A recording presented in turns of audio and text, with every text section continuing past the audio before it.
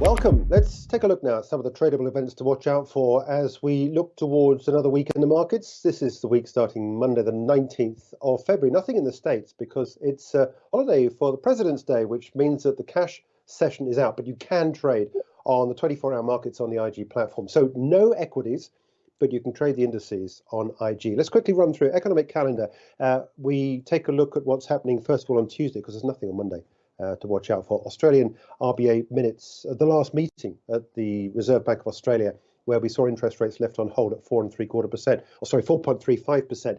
The message was then that the RBA still remains hawkish, depending on how far down and how quickly inflation comes down in the economy. There's no evidence of that just yet, so it'll be interesting to see just how hawkish the voting members were at that last meeting. And we also get the Chinese loan prime rate as well out overnight on Tuesday. Wednesday on the economic agenda, we got trade data in Japan. UK, we've got public sector net borrowing, CBI industrial trends as well, and quite an important number across the Eurozone. Consumer sentiment. We've seen high interest rates really knock the consumer hard across Europe, and we've got evidence of this with anemic growth at best in some of the major economies across the Eurozone. And then it's the US FOMC minutes at 7 o'clock in the evening, UK time. Thursday brings an interesting day. We got flash PMI readings across many of the world's major economies. Japan, Eurozone, we've got Germany, France, Spain, Italy. Here in the UK, we've got US data out as well on PMI. What the PMI does is it provides us with an insight into how purchasing managers are feeling about the outlook, and it gives us an insight into the future rather than in the rear view mirror, which we've got, of course, GDP numbers out to very backward looking as we look towards what's happening at the back end of 2023. So it gives us a good idea as to how these economies are faring. And wrapping up the week on the economic calendar on Friday, UK consumer confidence and the German GDP and IFO. Quick run through on some of the corporates to watch out for as we begin out the new week. On Monday, we got moneysupermarket.com full year numbers out here in the UK at 7 o'clock in the morning. One stock to watch when trade gets underway. Tuesday, quick update on where we are in terms of banks across the UK. We've already seen some encouraging numbers coming through from NatWest. We've got Barclays out on Tuesday, Intercontinental Hotels, and in the States, we've got fourth quarter numbers out from Walmart and Home Depot, two all-session stocks on the IG platform. You can trade those when those companies produce numbers. UK banks continue on Wednesday with full year numbers out from HSBC. The mining sector starts to kick in as well. We've got Rio Tinto and Glencore out with numbers. BAE Systems as well. Interesting number to watch out for BAE Systems as the world heats up geopolitically. A lot of these defense companies doing well, and BAE Systems, one of those. It's on full year numbers on Wednesday. Nvidia, the big new one, I say new one, it's the new tech stock, which has taken the markets by storm over the last year or so. It's on its most recent quarter, the fourth quarter. Nvidia earnings out after the bell. It's an all sessions stock on the IG platform, so you can trade that there then. Thursday, another bank. Another day, another bank. Lloyds Banking Group this time. Full year numbers out first thing in the morning. Accompanied by full year at Rolls-Royce. Another mining company, Anglo American, and WPP and Hayes, also out here in the UK. Got to go to the Swiss markets to get the world's largest food group out with its full year numbers. Nestle. We've already heard from Nestle about the high input costs coming through from inflation. How's it dealing with that? Are we all now having to pay and mop up that difference between the cost income and cost outflows and see whether or not Nestle is able to hand on those costs to the consumer? And Merck coming out with full year numbers in the German economy. And a quick look at what's happening on Friday. Standard Chartered here in the UK and the German insurer Allianz. Tom Sosnoff joins us now from Tasty Live, taking a look at his thoughts on the week. Tom, I want to begin first of all with the FOMC minutes.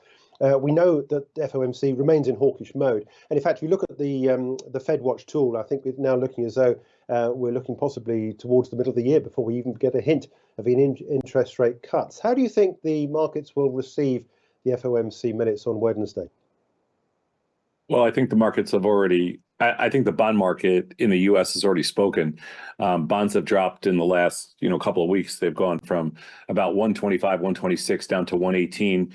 They actually traded in the 117 handle just 2 days ago. So I would say that all rate cuts are easily off the table right now, just based on current bond prices and note prices. Yields have gone way up, prices have gone way down. I think the bond market is the best indicator of, obviously the best indicator of what what the Fed really has to do. And I think they're going to follow the bond prices and just say, listen, we're going to back off a little bit, but the summer still looks okay. Yeah. Look, I know you trade a lot of equities. We're coming to the end of this most recent quarterly reporting. What's your thoughts so far on what you've been hearing? You're talking about on equity earnings? Yeah, equity earnings. Yeah. Yeah. I mean, well, I've been trading them pretty actively. So I've essentially been in every earnings play. And in general, I say they've been pretty damn good. There have been virtually no downside surprises. There's been, there's been some downside moves, but it doesn't seem like it's been anywhere close to 50-50. Traditionally, earnings play out about 50-50. And this cycle, it seems like there's been more upside. There's been more upside surprises. There really hasn't been much other than Tesla. There really hasn't been much in the way of kind of an ugly downside move. So we'll wait and see. I mean, I think the whole street is waiting for next week for Nvidia's earnings, but that stock is it's been hyperbolic. So I don't know what they're going to do to impress the street at this point. But I think if you were to look at this earnings cycle, you would say markets are record highs. The technology stocks and NASDAQ is record highs. It'd be pretty hard pressed to say earnings have been anything less than pretty dramatically successful. Yeah, I think the price to perfection was a great expression I heard recently. Stock prices are looking for damn good results, and if they don't get them, they do punish the stock a little bit. What do you reckon about Nvidia? I mean, we've just shown the share price chart. Let me go back to that again, just remind ourselves as to what happened. Last year, the stock was up 251%. This year, so far, since the 1st of January, the first trading day, it's now up a further 50%. How much higher can it go? No one knows the answer to that, so I'm not going to ask you're probably asking the wrong person, because I have turned very bearish in Nvidia right here, and it's my biggest short. I think when you look at some of these chip stocks, I think they're actually priced beyond perfection. It almost feels irrational, but I'm not going to say that.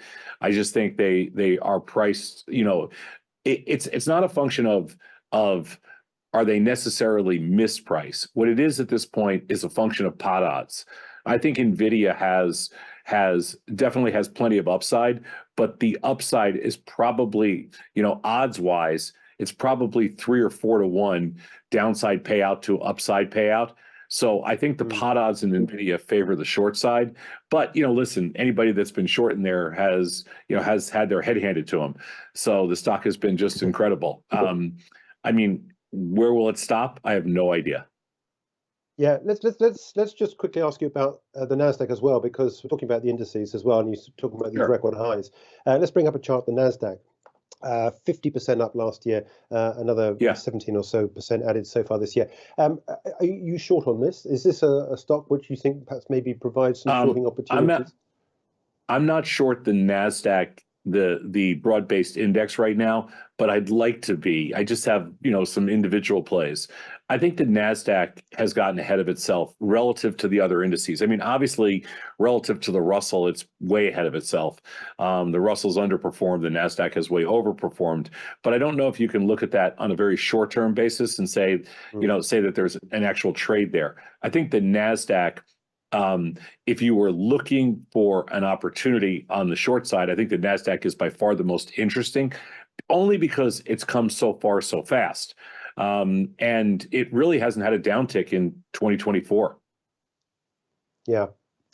Tom, we'll leave it there. Thanks for joining us from Tasty Live. Thanks so much. Sosnoff, with a look at the markets and his insight into his positioning. And of course, if you do take positions in the market, protect yourselves with stop losses, because markets can drive in a different direction to that you might be wanting to price yourselves into. It is worth looking at that. If you want to find out more about insuring yourself against losses, do speak to your client manager, because they'll be more than able to help and indicate exactly what tools are available to you on the IG platform. That's taking a look ahead to the week starting Monday, the 19th of February.